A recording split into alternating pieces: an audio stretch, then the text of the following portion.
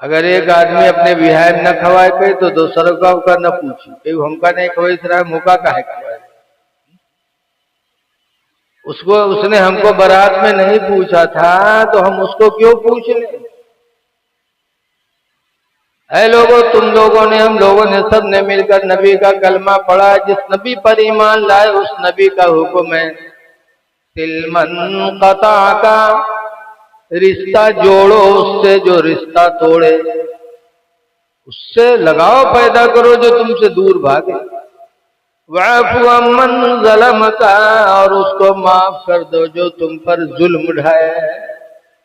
माफ कर दो, बदला न लो, उससे ताल्लुक पैदा करो। इसीलिए मेरे नबी की जिंदगी हमारे आपके लिए नमूने अमल है कि जो रिश्ता तोड़े उससे रिश्ता जोड़ो, मेरे नबी ने फरमाया, और जो जुल्म करे उसको माफ कर दो। और मेरे नबी ने कितना माफ किया। ताइफ के लोगों ने मेरे नबी पे पत्थर बरसाए थे। आज हम मिलाद पढ़ने आए हैं, आपने बुलाया। अजीजम मौलाना मोहम्मद जीशान सल्लमहू, मौलाना रियाजुद्दीन, इन बच्चों ने मुझे आप लोगों के कहने पर बुलाया। मैं हाजिर हुआ। अच्छा इंतजाम है, अच्छा खाना पीना, सारा इंतजाम। और मिलाद पढ़ रहे हैं तो 10-20 आओ करत है। और रसूलुल्लाह सल्लल्लाहु अलैहि वसल्लम गए थे ताइफ, किसी ने बुलाया नहीं था। खुद ब खुद मेरे पैगंबर पैदल ताइफ गए थे चल करके, और ताइफ जाने के बाद लोगों को जमा किया था और अल्लाह के एक होने की तालीम दी थी। ला इलाहा इल्लल्लाह, अल्लाह के अलावा इबादत के लायक कोई नहीं है। जब मेरे नबी ने वहदानियत का पैगाम दिया था तो ताइफ के लोगों ने पत्थर बरसाए थे, रुपया नहीं बरसाया था। इतना पत्थर बरसाया कि सरकार की पिंडलियां जख्मी हो गई, जूते खून से भर गए। ऐसे मौके पर भी मेरे नबी ने बद्दुआ नहीं मांगे थे बल्कि दुआ मांगी थी, अल्लाहुम्मा यहदी कौमी, ऐ अल्लाह मेरी कौम को हिदायत दे दे। इसीलिए किसी कहने वाले ने कहा है कि सलाम उस पर कि जिसने बादशाही में फकीरी की, और सलाम उस पर कि जिसने गालियां सुनकर दुआएं दी। तो मेरे नबी ने माफ किया है, फरमाया है जो जुल्म करे उसे माफ कर दो, और जो रिश्ता तोड़े उससे रिश्ता जोड़ो। तो मेरे नबी का भी यही फरमान है, कुरान का भी यही फरमान है कि आपस में मुत्तहिद होके रहो, इख्तिलाफ न करो। लेकिन आज हमारा तुम्हारा माशरा इस चीज से दूर होता जा रहा है।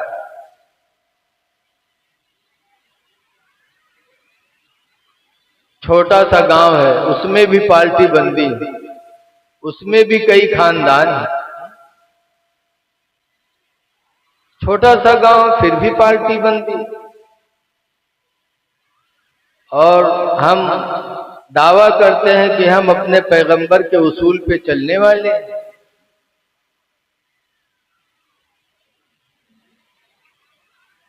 आज हम और आपको चाहे जितना कुरान हदीस सुनाया जाए, लेकिन हमारे आप पर कोई असर पड़ने वाला नहीं।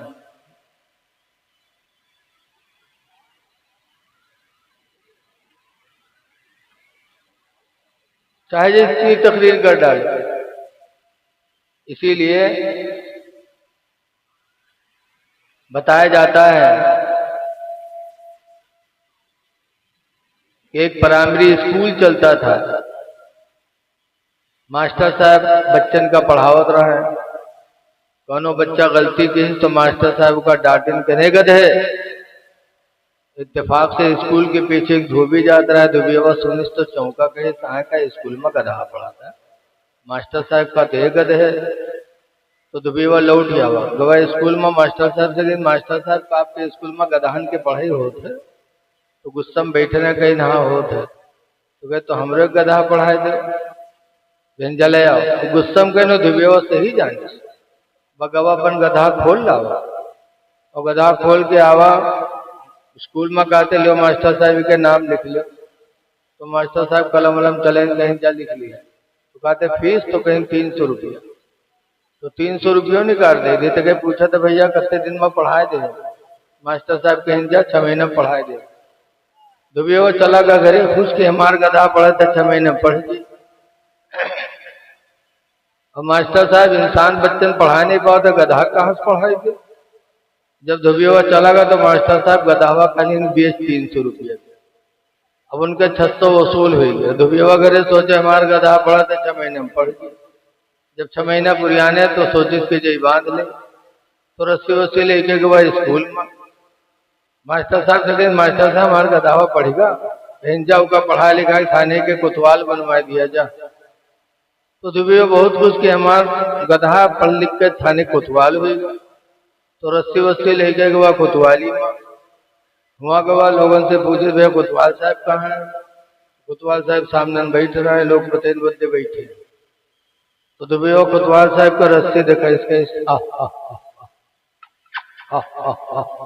जैसे पहले चुचकार बलावत रहे उसे बहुत दिन बलावे लग। कोतवाल साहब बहुत ताज्जुब की नाय हमसे नमस्कार करते उनका रस्ते दिखाओ थे। इन का बात है रे। फिर कहा था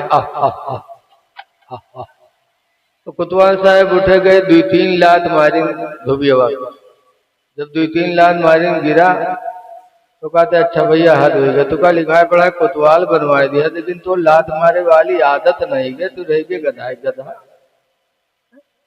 वो समझित कि वही हो। तो आज हमें तुममें चाहे जितना समझाओ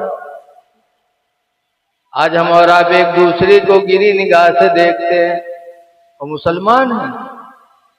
कुरान पर हमारा ईमान है। कुरान करीम में अल्लाह फरमाता है या अय्युहल्लज़ीना आमनू ईमान वालो ला यस्खर कौमुम मिन कौम। कोई कौम कोई बिरादरी किसी बिरादरी का मजाक ना उड़ाए। कोई कौम किसी कौम को गिरी निगाह से न देखे। असा अन यकूना खैरम मिनहुम। हो सकता है वही बिरादरी उससे बेहतर हो जिसको वो गिरी निगाह से देख रहा है। बिरादरी की बुनियाद पर कौमियत की बुनियाद पर किसी को गिरी निगाह से न देखो ये हमारे कुरान ने मना किया। वला निसाउम मिन निसा। और कोई औरत किसी औरत को गिरी निगाह से न देखे। आजकल बहुत सी औरतें अगर सोना पहन ली हैं तो एक गरीब औरत को गिरी निगाह से देखती। अच्छे कपड़े पहन लिए तो दूसरी औरतों को गिरी निगाह से देख रही है। कुरान कहता है वला निसाउम मिन निसा। कोई औरत किसी औरत को गिरी निगाह से न देखे। असा अन यकुन्ना खैरम मिनहुन्ना। हो सकता है वही औरत उससे बेहतर हो जिसकी वो गिरी निगाह से देख रही है। तो हमारा इस्लाम कहता है कि किसी को गिरी निगाह से न देखो। हमारा इस्लाम कहता है कि अगर कोई जुल्म करे तो उसे माफ कर दो और रिश्ता तोड़े तो उससे तुम रिश्ता जोड़ो।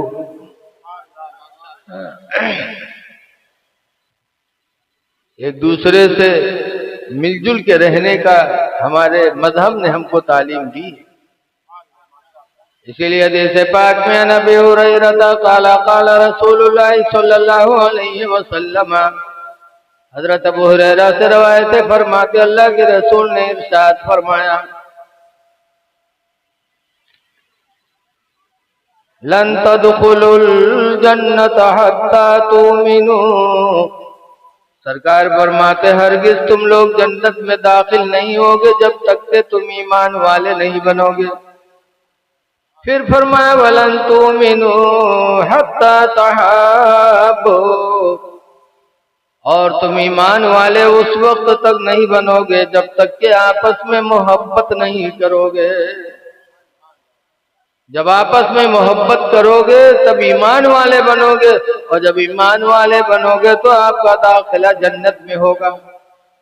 फिर सरकार फरमाते वाला दुल्लो माला सही है मेरे साहबा, क्या ऐसी चीज तुमको न बता दूं, इदा फाल तुम तहाबबतुम, जब तुम लोग उस काम को करोगे तो तुम्हारे दरमियान में मोहब्बत पैदा हो जाएगी।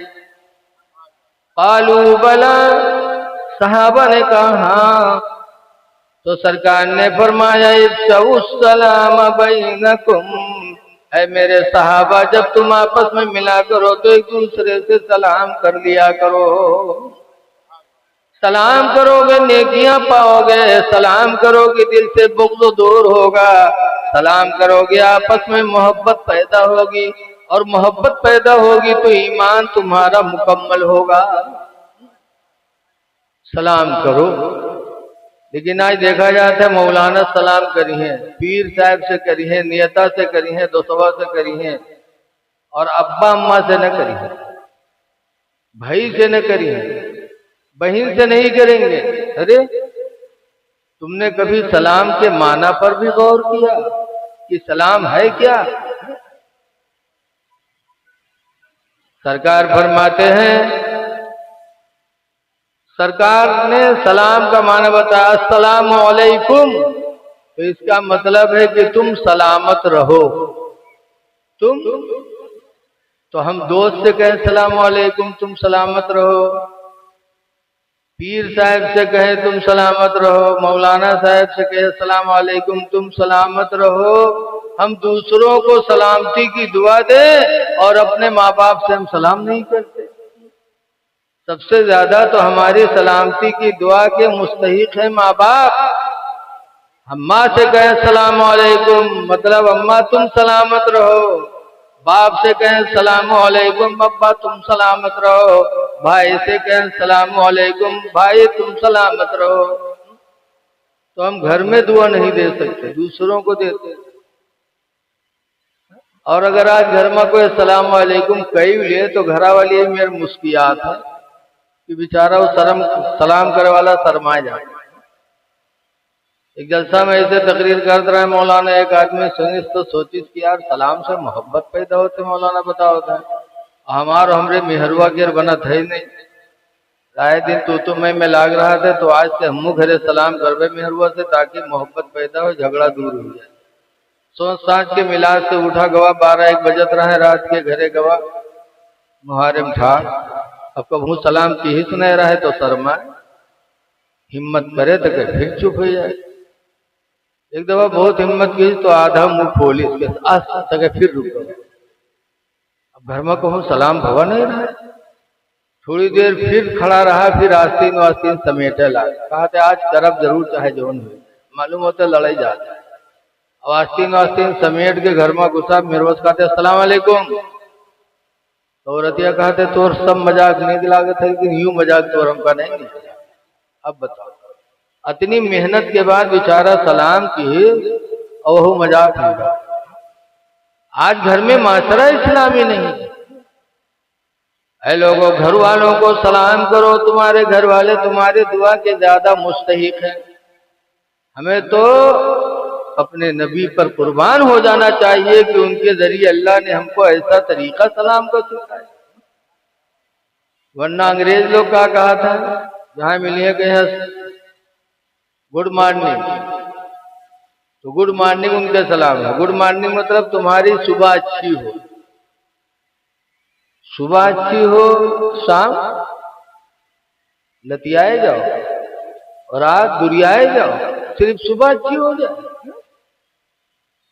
लेकिन हमारे इस्लाम ने हमको सिखाया सलाम अलैकुम तुम सलामत रहो, चाहे सुबह हो, चाहे रात हो, चाहे दिन हो, तुम सलामत रहो। तो ऐ लोगों आपस में इख्तिलाफ खत्म करो, इत्तेहाद की जिंदगी को अपनाओ। इत्तेहाद जिंदगी है, इख्तिलाफ मौत। आज हम एक अल्लाह वाले के दरबार में हाजिर हैं। सबको जाना है दुनिया से और सबको अपने अमाल का हिसाब देना है, सब जानते हैं। हदीस शरीफ में है कि हर इंसान के दोनों मोढ़ों पे 2 फरिश्ते हैं, किरामन कातिबीन। एक नेकी लिखते हैं, बाएं वाले बदी लिखते हैं। हम कितने गुनाह किए हमको पता नहीं, नेकियां कितनी हुई पता नहीं, लेकिन वो फरिश्ते कयामत के दिन जब आमाल नामा खोल के रखेंगे तब हम सोचेंगे, हाँ इका हम कब किया रहा, यूं कहाँ रहा, इका हम कहाँ किया रहा, यार नहीं रहेगा। आला हजरत इमाम अहले सुन्नत फरमाते हैं, खुदाए क़हार है गज़ब पर, खुले हैं बदकारियों के दफ्तर। खुदाए क़हार है गज़ब पर, खुले हैं बदकारियों के दफ्तर। बचा लो आकर शफ़ीए महशर, तुम्हारा बंदा अज़ाब में है। बचा लो आकर शफ़ीए महशर, तुम्हारा बंदा अज़ाब में है। सारे अमाल सामने आ जाए, आज चाहे जितना हम छुपाएं। हमारे गांव में एक साहब के इंतकाल हुआ और उनका हम कबहू मस्जिद में नहीं देखे, न पंजगानम न जुमा न ईद बकरीद। और जब खत्म हुए तो हम लोग गए कफनियावर, तो उनके बुढ़ियावा टोपी लिए था। हम लोगों ने इनका कह लिया, कहीं हम लगाई पे, हम कहा जिंदगी में नहीं लगाए पाए टोपी, और मरे के बाद टोपी पहनी नहीं हो, ये धोखा देना है ना। याद रखो, जर्रे जर्रे का हिसाब होगा। इसलिए हमें मरना है। अल्लाह वालों की जिंदगी को देखकर हमें इबरत हासिल करना चाहिए। आज एक बुजुर्ग की उर्स में हम आए हैं। यहाँ आने के बाद हमें मौत सोचना चाहिए, लेकिन अफसोस है कि यहाँ आवे के बाद झुलुआ खाते, घिसनी खाते, ऊपर से नीचे सरसा सरसर आवत। अरे यहाँ आए थे तो मौत को याद करना चाहिए। इसीलिए हुजूर फरमाते हैं, ज़ूरुल क़बूरा, कब्रों की जियारत किया करो, लिअन्नहा तुज़क्किरुल आखिरा, इसलिए कि कब्र की जियारत तुमको मौत को याद दिलाती रहेगी। हम यहाँ आए तो मौत को याद कर। आला हजरत इमाम अहले सुन्नत फरमाते हैं, हाय गाफिल वो क्या जगह है जहाँ, हाय गाफिल वो क्या जगह है जहाँ,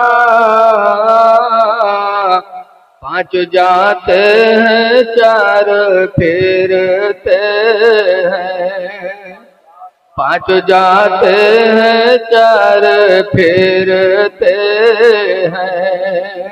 तो हमको यहाँ आने के बाद मौत याद करना चाहिए। मौत सबको आती है, और मौत के वक्त इंसानी फितरत है, आंख से आंसू बहते हैं।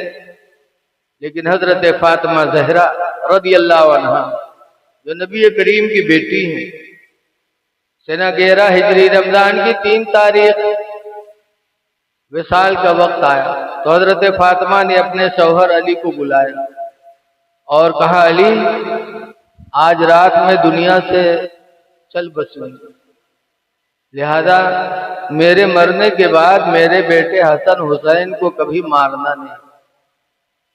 एक माँ को औलाद से बहुत प्यार होता है। मेरे मरने के बाद हसन हुसैन को मारना नहीं।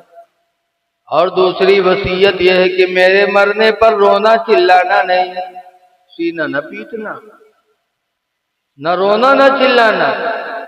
खातून जन्नत ने हजरत अली को मना किया था।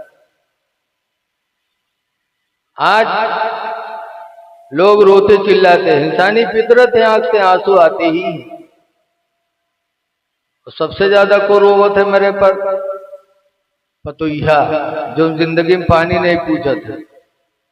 महीने 2 महीने के बाद ही मेरे फूंक छोड़ा था मर्दबा पर कि महीने 2 महीने के बाद उकाल की आई है। तो जब सास ससुर मरी है तब वह पतो हुआ आई अररा गिरी धूस, फिर लोग उठाइए फिर गिरी लागत है यहू अब चल दे। इतनी मोहब्बती मक्कारी नहीं तो क्या है। रोना खातून जन्नत ने मना किया था। आला हजरत भी फरमाते हैं आंखें रो रो के सुजाने वाले, आंखें रो रो के सुजाने वाले, और जाने वाले नहीं आने वाले। खातून जन्नत ने मना फरमाया कि रोना ना। तीसरी वसीयत फरमाई थी हजरत फातिमा ज़हरा ने कि मेरे मरने के बाद एक तंदुरुस्त औरत से निकाह कर लेना। सब मुसलमान आजाद मर्द के लिए 4 औरतों को निकाह में रखना जाए, लेकिन हजरत अली इतने बड़े शेर कि जिनको इस्लाम ने शेर खुदा का लक़ब दिया है, फातिमा ज़हरा की मौजूदगी में दूसरा निकाह उनके लिए मना था। फरमाया मेरे बाद एक तंदुरुस्त औरत से शादी कर लेना जिससे एक लड़का पैदा होगा जिसका नाम अब्बास अलम बरदार होगा। कुछ दिनों के बाद मेरे बेटे हुसैन पर मुसीबतें आएंगी तो अब्बास मेरे हुसैन का दाहिना बाजू बनेगा। ये फातिमा ने वसीयत किया था। और चौथी वसीयत किया था कि जब मेरे जनाजे को लेकर चलना तो मेरे जनाजे पे चादर डाल देना। हजरत अली ने कहा फातिमा अब तक किसी मुसलमान के जनाजे पे चादर नहीं डाली गई और आप कहती हैं कि चादर डाल देना। तो फातिमा कहती हैं अल्लाह के शेर मैं नबी की बेटी हूं, जिंदगी में मुझे किसी अजनबी इंसान ने नहीं देखा, तो मैं नहीं चाहती कि मरने के बाद मेरे जनाजे को कोई देखे। चादर डाल देना। और 5वीं वसीयत किया था कि अली जब मुझे कब्र में रखना तो फला जगह एक पर्ची रखी, वो पर्ची भी मेरे कब्र में रख देना, लेकिन उसको पढ़ना नहीं। हजरत अली ने कहा क्यों? कहा वो एक राज की बात। हजरत अली ने कहा फातिमा मुझसे भी राज छुपाओगे? बता दो उसमें है क्या? तब फातिमा ने कहा था कि जब मेरा निकाह आपसे होना तय पाया तो मैंने कहा निकाह कर दो बेहतर है, लेकिन महर तो हुजूर ने 40 मिस्काल चांदी फरमाया महर मुझे पसंद नहीं, या 400 मिस्काल फरमाए, इस सिलसिले में मुझे शक हो रहा है यहाँ। कहा ये महर मुझे नहीं चाहिए। कहा फिर? अल्लाह खूब जानता है।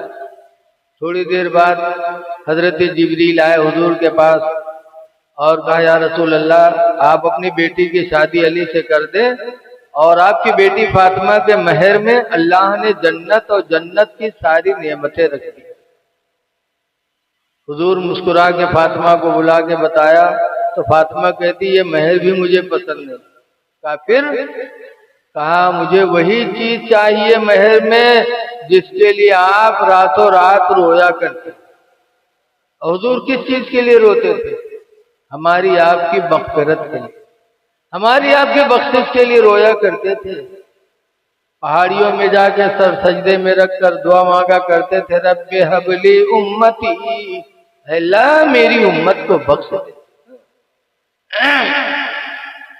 वही चीज चाहिए। हजरत फातिमा कह करके चली आई। थोड़ी देर बाद हजरत जिब्रील एक पर्चा लेके बारगाह रिसालत में हाजिर हुए और हुजूर को दिया। उस पर्चे में लिखा था अल्लाह ताला ने कि जाल तो शफात उम्मत मोहम्मदिन सदाका फातिमा, कि फातिमा के महर में मैंने उम्मत मोहम्मदिया की मग़फ़िरत रख दी है। उम्मत मोहम्मदिया की शफात मैंने फातिमा के महर में रख दिया है। फातिमा कहते तब मैंने निकाह किया था अली से, लिहाजा अली वो पर्ची मैं महफूज करके रखी हूं, मेरे कब्र में रख देना। जरा गौर करें हमारी माँ बहनें कि एक पर्ची छोटी सी थी, फातिमा ने पूरी जिंदगी उसकी हिफाजत की। आज बैनामा कराए के बैनामा कागल लाओ मेहरुवक दो, महीना 2 महीने के बाद मांगो तो कहीं पता नहीं होती वही ढही दिया रहा है। और खातून जन्नत ने छोटी सी पर्ची की हिफाजत पूरी जिंदगी फरमाई। ऐ लोगों, इससे फातिमा ज़हरा की मोहब्बत का अंदाजा लगाओ। हजरत फातिमा ज़हरा रज़ी अल्लाह अन्हा का विसाल हो गया। फिर हजरत अली शेर खुदा ने एक औरत से शादी की और हजरत अब्बास अलम बरदार पैदा हुए। जब पैदा हुए बड़े खूबसूरत थे अब्बास, लेकिन आंखें बंद थी, आंखें नहीं खुल रही थी। सबको बड़ा गम हुआ, घर के लोगों का, घर के लोगों को गम हुआ कि इतना खूबसूरत बच्चा और आंखों से माजूर है। तो इमाम हुसैन ने कहा मेरा भाई है, मैं अपने भाई को गोदी ले लूं। जब इमाम हुसैन ने अब्बास को गोद में लिया और अब्बास को हुसैन की खुशबू मिली तो अब्बास ने आंखें खोल दी। और खोला अब्बास ने आंखें तो सबसे पहले हुसैन का चेहरा देखा। और वही अब्बास करबला में इमाम हुसैन के साथ, जो सरकार की बेटी फातिमा ज़हरा ने कहा था वो हजरत अब्बास ने करबला में पूरा किया। हम करबला वालों की जिंदगी से सबक लें कि उन लोगों ने इस्लाम के लिए सब कुछ गंवा दिया, लुटा दिया, लेकिन इस्लाम पर आंच नहीं आने दिया। और आज हम हैं कि मस्जिद से अजान होती है और हम नमाज पढ़ने नहीं जा पाते। जरा गौर करो, इमाम हुसैन रज़ी अल्लाह ताला अन्हु 10 मुहर्रम को जब लड़ रहे थे तो उनके बदन पे 72 जख्म लग चुके थे, फिर भी लड़ रहे थे। आखिरी तीर जब इमाम पाक की पेशानी पे लगी तो तीर खींचा तो खून का फव्वारा बहा। इमाम हुसैन को चक्कर आया, घोड़े से नीचे आए, सिम्र बदनसीब आगे बढ़ा और इमाम पाक के सीने पे बैठ गया।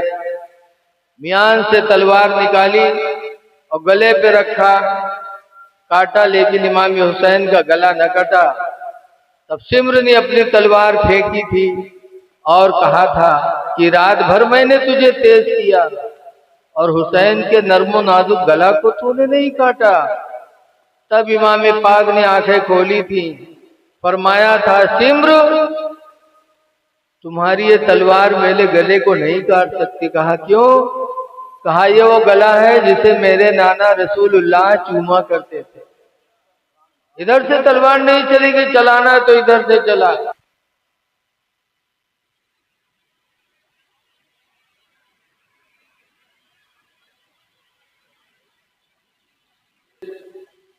सीने पे कोढ़ के दाग हैं।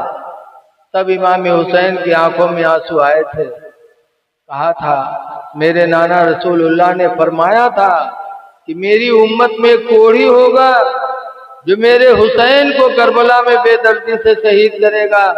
तुम वही कोढ़ी हो, मेरे सीने से उतर जाओ। जुमा का दिन है, सब लोग मिंबरों पे बैठकर नबी और आले नबी पे दरूद भेजते होंगे, तुम उनके सीने पे बैठे हो।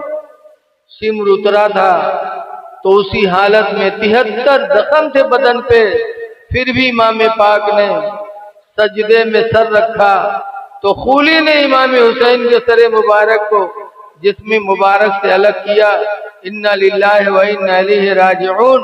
इमाम हुसैन सजदे में गला कटाकर ये तालीम दिए थे कि मेरे नाना जान के कलमा पढ़ने वालों उम्मतियों, तुम हुसैन की तरह सजदे में गला तो नहीं कटा सकते, लेकिन कम से कम अपने सर को सजदे में झुका तो सकते हो। ऐ लोगों, हुसैन जाते जाते हमको आपको नमाज की तरगीब देके गए हैं, इसलिए हम नमाजों की पाबंदी करें। और जब आशूरा की रात आए तो उस रात हम कुरान पढ़ें। आपने कभी गौर भी किया कि मुहर्रम की 9 तारीख को असर की नमाज पढ़ के इमाम हुसैन खीमे के दरवाजे पर बैठे थे। यजीद की तरफ से शोर मची तो इमाम हुसैन ने हजरत अब्बास को भेजा था कि अब्बास जाओ देखो क्या मामला। अब्बास गए तो यजीदियों ने कहा जाके कह दो कि या तो यजीद की बैत कबूल कर लें या जंग के लिए तैयार हो जाए। हजरत अब्बास आए, इमाम हुसैन से बताया तो इमाम हुसैन ने कहा जाके कह दो एक रात मुझे और मोहलत देते, कल जो करना है करेंगे। इमाम हुसैन चाहते तो 9 को ही जंग लड़के शहादत ले लेते, लेकिन एक रात की मोहलत इमाम ने करबला में मांगी थी। किस लिए मांगी थी? कि ये रात मेरी जिंदगी की आखिरी रात होगी। पूरी रात लिखा है रवायतों में कि अहले बैत ने खीमे के अंदर पूरी रात कुरान इस तरह पढ़ा, पूरी रात भन भन की आवाज खीमे अहले बैत से बाहर गूंजती थी और पूरी रात जिक्र इलाही में गुजारा। और आज हम उनके मानने वालों, वो रात आती है तो हम मोटरसाइकिल लेकर के इधर उधर भुर्र भुर्र करते हैं, कहीं यहाँ था दिया कहीं वहां था दिया। औरतें मरसिया पढ़ के सखी सहेली बन के घूमती रहती हैं। ऐ लोगों, अहले बैत पर वो रात कितनी तकलीफ की गुजरी थी, उस रात को हम खेलकूद में गुजारते हैं। वो रात हमको तुमको अगर मैसर हो जाए तो हम भी खुदा को राजी करें। तो गुजारिश है कि मस्जिदों से प्यार करो, मस्जिदों में जाओ।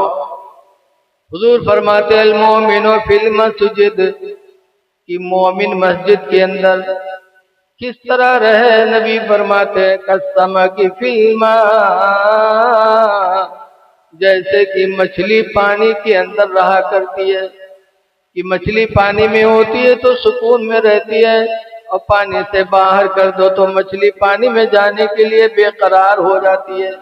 ऐसी मुसलमान मस्जिद में रहे तो सुकून में रहे, और मस्जिद से जब चला है तो मस्जिद में जाने के लिए वैसे ही बेकरार रहे जैसे कि मछली पानी में जाने के लिए बेकरार रहती है। तो हम नमाजों की पाबंदी करें, माँ बाप की फर्मा बरदारी करें, इसलिए कि माँ बाप हमारे तुम्हारे लिए जन्नत भी हैं और माँ बाप हमारे तुम्हारे लिए जहन्नम भी है। पड़ोसियों के साथ अच्छा सलूक करें, अहलो अयाल के साथ अच्छा बर्ताव करें। यही चंद बातें आपसे कहनी है।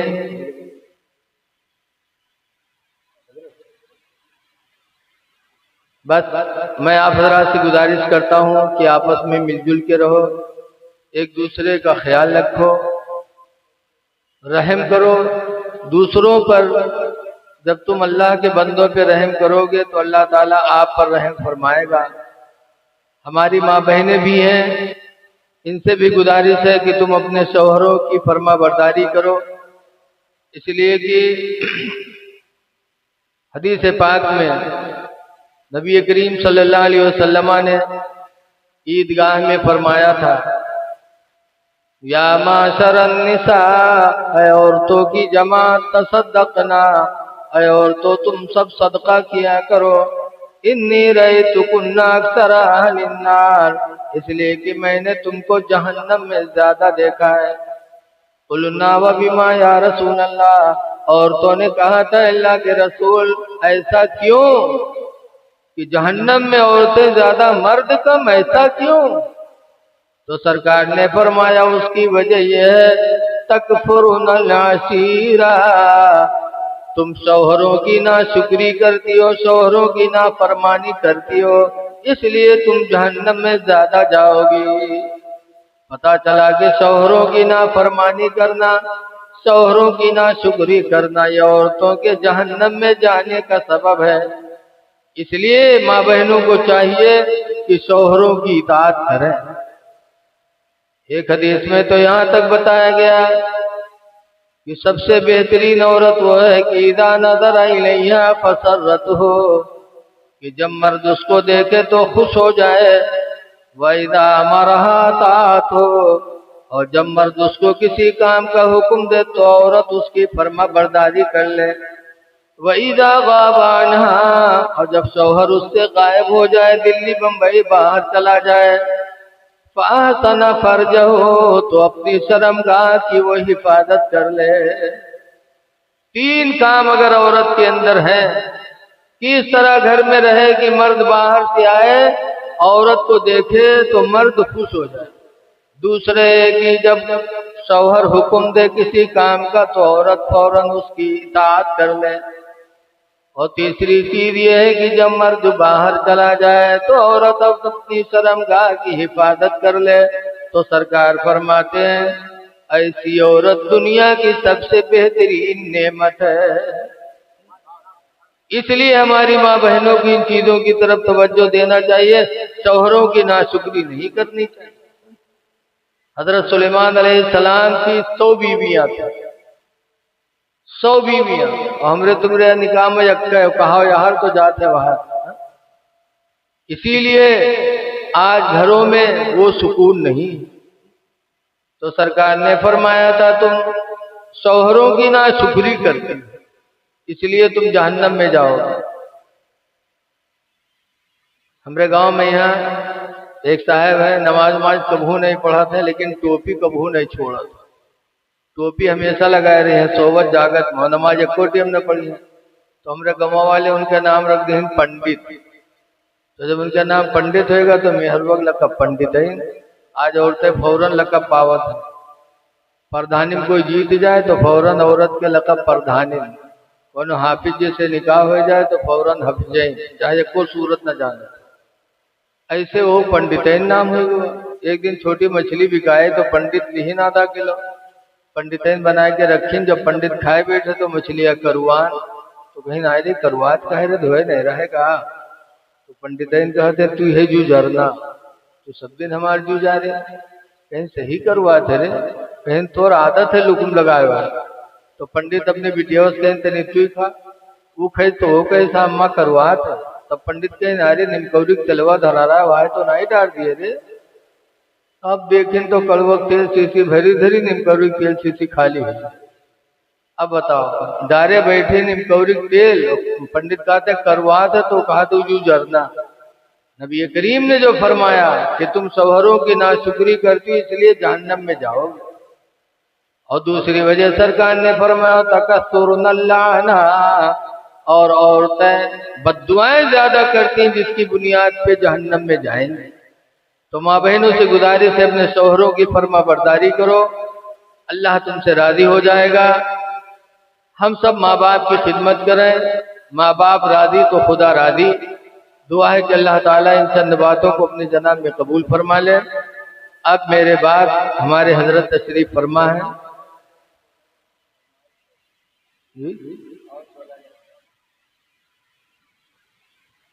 दरूद शरीफ पढ़ लीजिए। अल्लाहुम्मा सल्ली अला सय्यिदना मौलाना मोहम्मद बारिक वसल्लम सल्लल्लाहु व सलाम अलैका या सय्यदी या रसूल अल्लाह सल्लल्लाहु तआला अलैहि वसल्लम।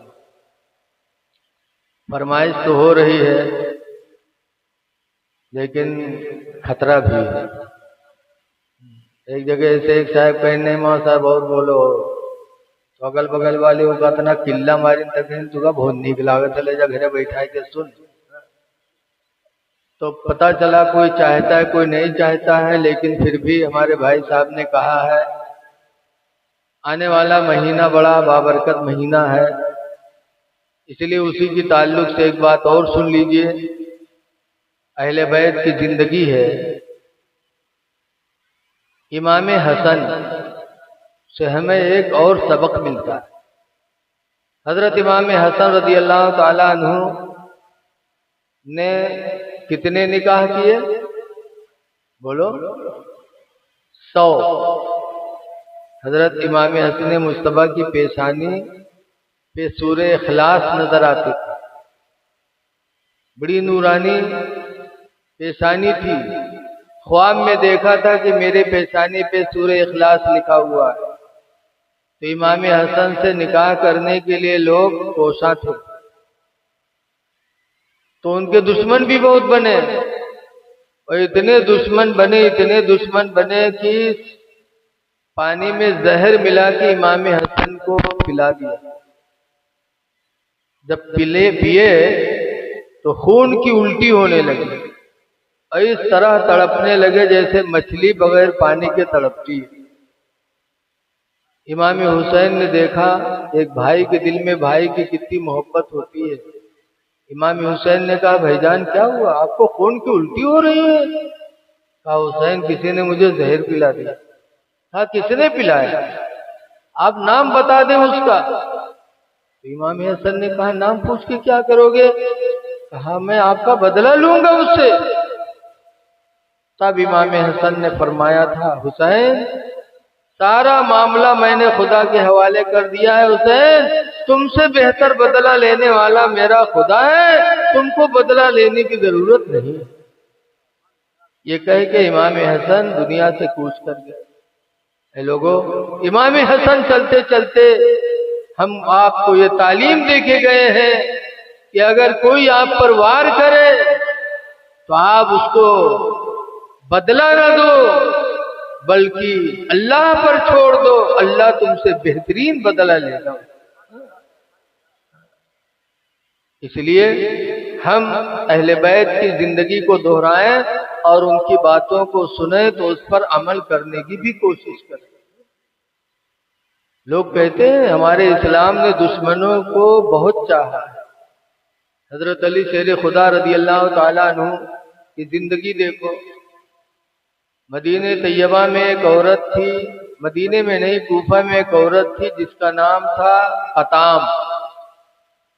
यहूदिया थी, बेवा थी, उसके शौहर का इंतकाल हो गया था, बेवा हो गई थी, लेकिन हजरत अली से बड़ी दुश्मनी रखती थी। एक आदमी ने निकाह का पैगाम दिया, उस आदमी का नाम था अब्दुल रहमान इब्ने मुलजिम। तो उस यहूदिया ने कहा था कि तुम मेरा महर नहीं दे सकते। अब्दुल रहमान ने कहा, क्यों? तो उसने कहा, 3 महर मैं लूंगी। क्या क्या? 10,000 चांदी का सिक्का लूंगी, खिदमत के लिए एक गुलाम लूंगी महर में, और तीसरे नंबर पर अली का सर लूंगी। जो अली का सर काट कर मुझे महर में देगा मैं उससे निकाह करूंगी। बड़ी खूबसूरत थी वो अब्दुल रहमान बदनसीब चक्कर में आ गया। कहा, 3 महर मांगती हो? 10,000 दिरहम तो मेरे पास मौजूद है, खिदमत का गुलाम भी मेरे पास मौजूद है, रहा अली का सर तो उसका भी मैं इंतजाम करता हूँ। मादम रमजान का महीना था, 19 तारीख थी रमजान की। तलवार तेज करके अब्दुल रहमान कूफा की जामे मस्जिद के दरवाजे के बगल में जाके छुप गया। हजरत अली शेर खुदा को जानता था कि सबसे पहले नमाज फजर के लिए मस्जिद में अली आते हैं, उनको कत्ल करना मेरे लिए आसान होगा। तलवार लिए खड़ा था। 19 रमजान को हजरत अली शेर खुदा सहरी खा के रोजे की नियत करके कूफा की मस्जिद तशरीफ लाए, और जैसे दाहिना कदम रखा, अल्लाहुम्मा अफ्तह ली अबवाब रहमतिका, अल्लाह मेरे लिए रहमत के दरवाजे खोल दे। जैसे कदम रखा वैसे अब्दुल रहमान ने तलवार मार दी, कनपट्टी पे पड़ी। हजरत अली शेर खुदा जमीन पे आ गए, भगाए वार करके। इमाम हसन आ रहे थे पीछे से नमाज पढ़ने, उन्होंने भागने के अंदाज को समझा कि शायद ये कोई गलती करके भगा है, तो इमाम हसन ने थाम लिया। और थामा इतने में हल्ला हुआ, शोर मची कि शेर खुदा पे वार हो गया, कातिलाना वार हो गया, फला कातिल है। इमाम हसन ने ले जाके उसको घर में बंद किया। आए अपने अब्बा हजरत अली को उठा के लेके गए, फिर दूध का प्याला पेश किया। हजरत अली शेर खुदा ने जब दूध का प्याला देखा तो फरमाते हैं, मेरा कातिल कहाँ है? इमाम हसन कहते हैं, मैंने उसे घर में बंद कर रखा है, तो हजरत अली का दिल देखो, हजरत अली फरमाते हैं ये दूध का प्याला पहले मेरे कातिल को पिलाओ। खुदा जाने किस वक्त से वो इंतजार में खड़ा रहा, वो भूखा होगा। कमरे में तुमने बंद कर दिया है, खौफो दहशत की वजह से उसका हलक सूख गया होगा। पहले दूध का प्याला मेरे कातिल को पिलाओ। इमाम हसन दूध का प्याला लेके गए और कहा ले पी ले, तो उसने मुंह मोड़ लिया, नहीं पी। तो दूध का प्याला इमाम हसन वापस लाए, हजरत अली को फिर दिया। जब हजरत अली को पता चला कि मेरे दुश्मन ने इनकार कर दिया, तब हजरत अली की आंखों में आंसू आए थे। तब फरमाया था मेरा कातिल बड़ा बदनसीब निकला। मैंने सोचा था कि अगर मेरे हाथ का दिया हुआ दूध का प्याला पी लेगा तो कयामत के दिन मैं अपना खून माफ करके रसूलुल्लाह से इसकी शफाअत करा दूंगा। लेकिन मेरा कातिल बड़ा बदनसीब निकला। और ये कहे कि हजरत अली शेर खुदा 21 रमजान की रात में दुनिया से विसाल कर गए, शहीद हो गए।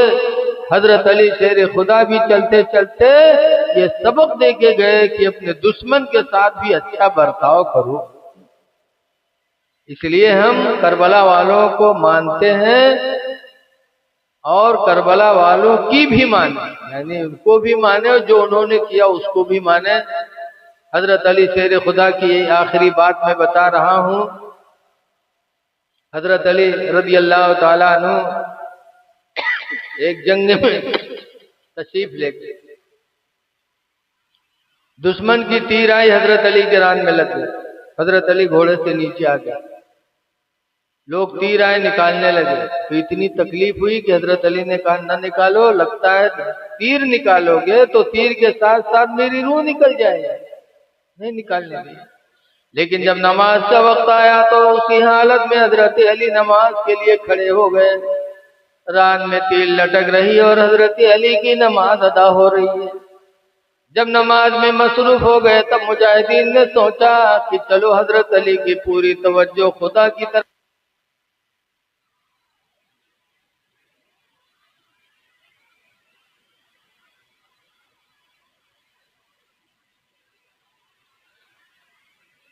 पूछा तीर क्या हुई।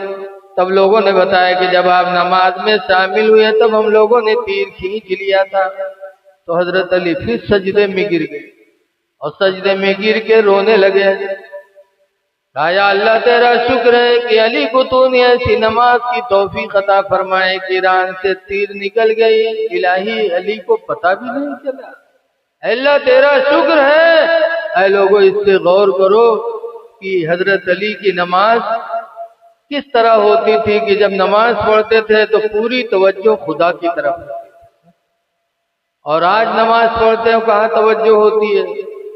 अल्लाह रहम करे। मौलाना अब्दुल मुस्तफा आजमी लिखते हैं कि 5 ठोरे तबलीगी गए रहे, तबलीग करे नमाज के, रास्ते में यह दरिया पड़ गए तो 5 वजू बने, एक इमाम बना, 4 ठोर मुक्तदी बने और नमाज पढ़े लगे। अतने में यह दरिया में कोनो चीज जोर से कूदी तो एक मुक्तदी बगल वाले से कहते कौन चीज कूदी है रे? तो दूसर का कहते मछली हुई और का हुआ। तो तीसर का कहता है चुप रहो। तो चौथा कहता तुम सबकी नमाज टूट गई। इमाम साहब कहते मैं नहीं बोला हूं, मेरी नहीं टूटी। बताओ, पढ़ी है नमाज और चलाई है ठुनकी कि कौन चीज कूदी है रे? और नमाज से इतना घमंड।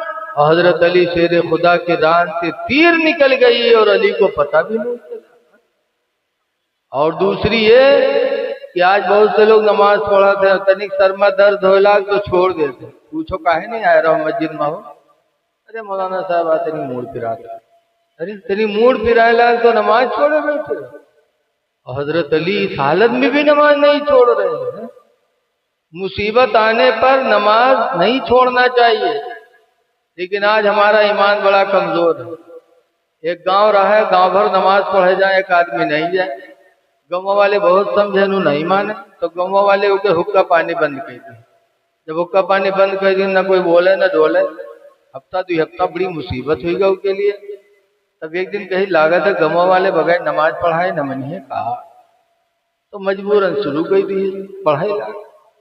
5-6 दिन पढ़ी रहा है, छठे दिन के गाय लागत रहा है, गईवा मर गई।